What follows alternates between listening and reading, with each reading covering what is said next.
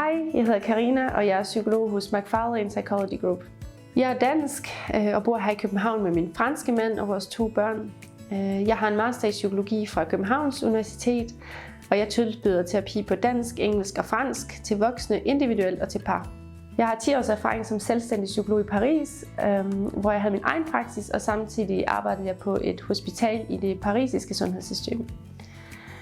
Jeg er videreuddannet inden for emotionsfokuseret terapi, EFT, skematerapi og mindfulness. Min filosofi og måde at arbejde på er meget integrerende, da jeg tror på, at den bedste oplevelse og den bedste effekt opnås i interaktionen mellem terapeut og klient. I samspil med dig som klient baserer jeg derfor min terapi på flere forskellige tilgange og teknikker, for på den måde at møde dine behov og dine ønsker.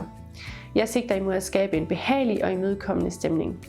Folk kommer til mig af forskellige årsager. Nogle fordi de ønsker at udvikle sig, andre for at få hjælp til at håndtere konkrete problemstillinger, og andre igen fordi de står over for pludselige ændringer i livet. Uanset hvorfor du vælger at komme hos mig, er du altid velkommen.